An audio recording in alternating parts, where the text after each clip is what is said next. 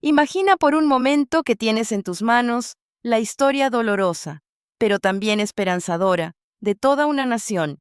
No hablo de libros de texto, sino de sentencias judiciales, documentos donde un estado entero fue sentado en el banquillo de los acusados. Y no una vez, ni dos. Estamos hablando de un escenario donde se analizan 23 casos específicos contra un solo país, en este caso Guatemala, y otros 8 que sacudieron los cimientos legales de naciones como México, Chile o Argentina. Es impactante cuando lo pones así. Hoy vamos a sumergirnos en una dinámica académica que trasciende el aula. Vamos a desglosar un desafío monumental, analizar la jurisprudencia de la Corte Interamericana de Derechos Humanos. Pero, ¿por qué es tan crucial entender esto hoy en día? ¿Qué nos dicen estos papeles viejos sobre nuestro presente? Esa es la pregunta del millón. Porque no son papeles viejos. Son heridas abiertas que el derecho intentó cerrar. Lo que vamos a discutir hoy es la hoja de ruta para entender cómo funciona la justicia supranacional. Prepárense porque lo que está en juego no es solo una nota parcial, es entender el precio de la justicia. Exacto. Y para entrar en materia tenemos un contexto muy claro. Se ha organizado una labor titánica de logística. Estamos hablando de 31 grupos de trabajo, 31 equipos listos para diseccionar la historia legal. Y fíjate en la magnitud de la organización. Se nota que hubo un trabajo previo inmenso para coordinar nombres, carnets, correos, esa carpintería administrativa que a veces ignoramos pero que es vital. Gracias a eso, ahora tenemos el terreno listo. Pero lo interesante aquí es la división del trabajo. Sí, me llamó mucho la atención esa proporción.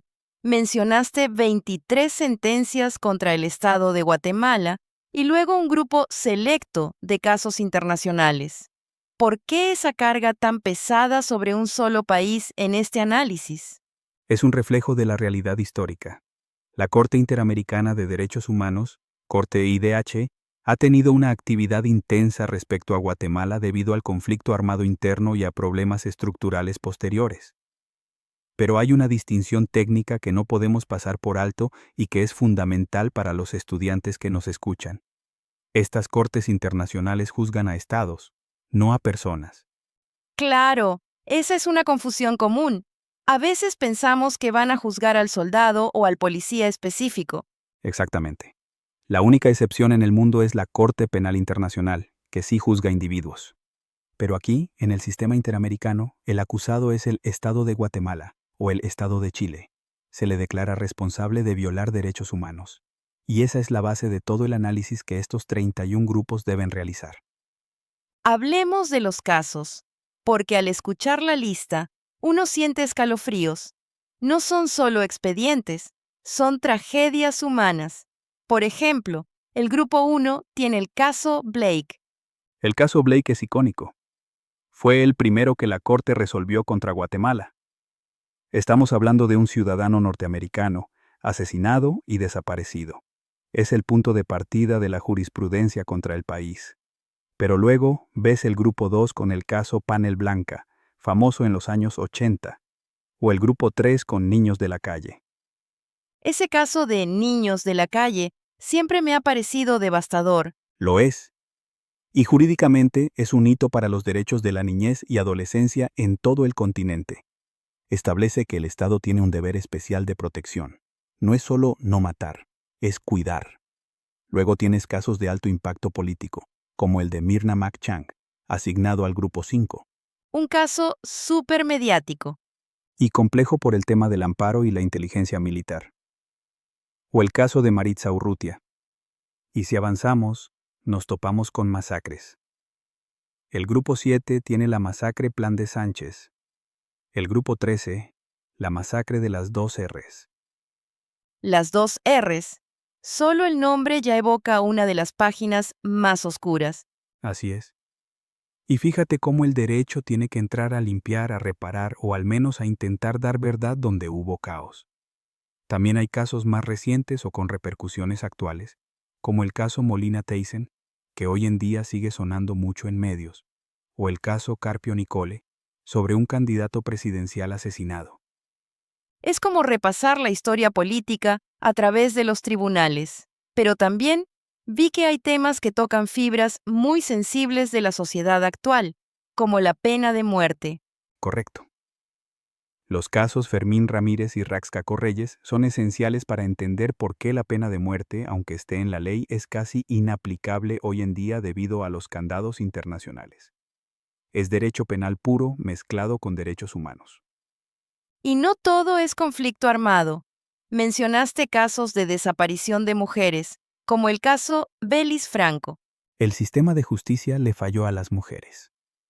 Esos casos, junto con otros como el de Claudina Velázquez Pais, muestran la ineficacia del Estado para investigar femicidios. Son casos que, como se dice coloquialmente, lloran sangre. Ahora, salgamos de Guatemala un momento, porque los grupos del 24 al 31 tienen una tarea diferente. Tienen que mirar hacia afuera, y ahí encontré unas joyas jurídicas impresionantes. Absolutamente. El derecho comparado es exquisito. Por ejemplo, el Grupo 24 tiene el caso de fecundación in vitro versus Costa Rica.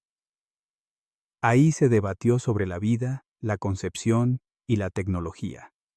O el caso Fornerón versus Argentina, que es una cátedra para quienes les gusta el derecho de familia y la adopción. Y hay uno que me causó mucha curiosidad por el nombre: La última tentación de Cristo versus Chile. Suena a película. Es que es sobre una película y sobre un libro. El gobierno chileno prohibió su reproducción. Aquí el debate es sobre la libertad de expresión y la censura previa. Es fascinante cómo la Corte le dice a un Estado: no puedes prohibir que la gente vea esto, aunque ofenda a algunos. Increíble. Y hablando de películas y cultura pop, mencionaste algo sobre Jennifer López en uno de los casos contra México. Sí, el caso Campo Algodonero, o González y otras, versus México. Es sobre las muertas de Ciudad Juárez. Hay una película protagonizada por Jetta Lo que retrata esa realidad de las maquilas y las desapariciones. Ese caso es el primero donde la Corte usa el término femicidio y analiza la violencia de género estructural. Es durísimo, pero necesario. Y para cerrar la lista internacional, hay temas indígenas en Brasil y hasta un caso donde Perú destituyó a magistrados del Tribunal Constitucional. O sea, nadie se salva. Nadie. El poder tiende a abusar, y la Corte está ahí para poner el límite. Incluso el Grupo 30 tiene un tema muy de moda: la prisión preventiva oficiosa en México, cuando la ley te obliga a ir preso sin que el juez pueda decidir otra cosa. Eso atenta contra la libertad personal y la presunción de inocencia.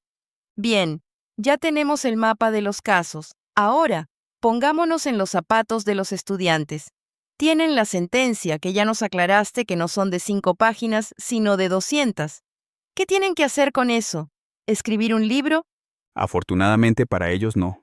La instrucción es pedagógicamente brillante por lo práctica que es. No quieren un trabajo escrito que termine en la basura o archivado. Quieren oratoria. Quieren análisis.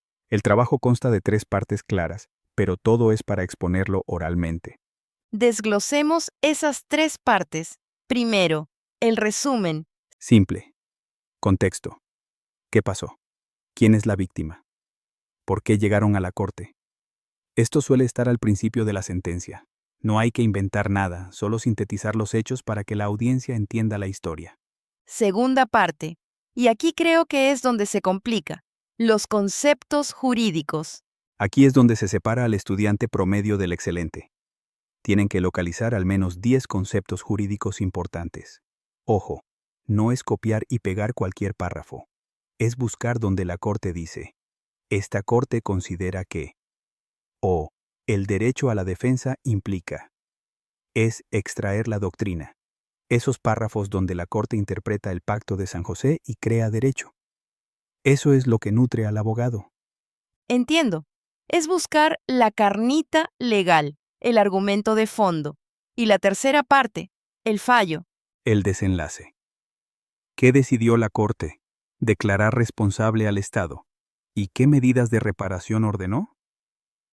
porque la Corte no solo dice, eres culpable, sino que ordena. Construye una escuela, paga indemnización, haz un acto público de perdón. Esas reparaciones son claves. ¿Y todo esto en cuánto tiempo? Porque si las sentencias son largas, uno querría hablar 1 hora. Prohibido. El límite es estricto, de 15 a 20 minutos máximo por grupo. Y esto es un reto de síntesis enorme. Tienen que ser precisos. Van a pasar 3 grupos por día, empezando justo después del primer parcial. Eso mete presión. 15 minutos para explicar un caso de 200 páginas. Es que esa es la vida real del abogado. El juez no te va a dar 3 horas. Tienes que ir al grano, tienes que lucirte, como se pide en la instrucción. No es leer diapositivas, es contar el caso, exponer los conceptos y explicar el fallo. Es enseñar a los compañeros. Me gusta ese enfoque. En lugar de presentarme un trabajo a mí, preséntaselo al equipo. Es aprendizaje colaborativo. Totalmente. Y hay una advertencia muy seria sobre el trabajo en equipo. Sabemos que en los grupos siempre hay 1 o 2 que cargan con todo y otros que, bueno, brillan por su ausencia. Aquí la advertencia es clara. Solo tienen punteo los que trabajan. E incluso, para la exposición, solo pasan 1 o 2 representantes. Eso evita el desorden de 6 personas intentando hablar en 15 minutos. Exacto. Se requiere coordinación. Los coordinadores de cada grupo, que ya fueron nombrados, tienen una responsabilidad grande ahí. Tienen que asegurarse de que todos analicen, aunque solo 2 expongan. Y hay un punto sobre la búsqueda de la sentencia. Mencionaste algo sobre cuestiones preliminares versus fondo. Vital. Si buscan en Google, a veces les sale la sentencia de excepciones preliminares. Esa no sirve para este trabajo. Necesitan la sentencia de fondo, reparaciones y costas. Ahí es donde está la discusión sustantiva. Si analizan la preliminar, no van a encontrar las violaciones de derechos humanos ni las reparaciones. Es un detalle técnico que puede arruinar todo el trabajo si no se fijan. Ahora, pensando en el valor de esto, el segundo parcial es estrictamente esto: jurisprudencia. Es una apuesta fuerte por la práctica. En lugar de memorizar leyes de un código, están aprendiendo cómo se aplican en la realidad internacional. Están viendo las consecuencias reales de las fallas del Estado. Y además, hay un componente ético: el respeto a los compañeros. Sí, se hizo mucho énfasis en eso. Escuchen a sus compañeros. Claro, porque si el contenido del examen es la jurisprudencia, y la jurisprudencia la van a exponer los alumnos, si no prestas atención a la exposición del grupo 10, no vas a saber contestar en el examen. Todos dependen de todos. Es una construcción colectiva del conocimiento. Y a pesar de las dificultades, el tráfico, las lluvias, los derrumbes, la exigencia se mantiene. La vida sigue y la academia también. Es un entrenamiento de carácter. Saber que existen estas sentencias, saber que tu país fue condenado por no proteger a un niño o por desaparecer a un activista, te cambia la perspectiva como futuro abogado. Ya no ves la ley como algo abstracto, la ves como una herramienta de defensa vital. Para ir cerrando, me quedo con una reflexión. Estos 31 casos no son solo una lista de tareas, son un mapa del dolor y de la justicia en América Latina. Totalmente. Desde la inseminación in vitro hasta las masacres más cruentas. La Corte Interamericana ha tenido que intervenir donde los sistemas nacionales fallaron, y el trabajo de estos estudiantes es entender por qué fallaron y cómo se supone que deben repararlo. Y quizás, solo quizás, al estudiar estos errores del pasado, esta nueva generación de abogados pueda evitar que se repitan en el futuro. Ese es el objetivo final. No es solo pasar el curso, es entender la filosofía del nunca más. Y hacerlo en 15 minutos, con precisión quirúrgica y oratoria impecable. Un reto hermoso. Sin duda. Así que, a los 31 grupos, busquen la sentencia de fondo, extraigan esos 10 conceptos de oro y prepárense para brillar en el escenario. La justicia, al menos en el aula, está en sus manos. Éxito a todos. Nos escuchamos en la próxima. Hasta entonces.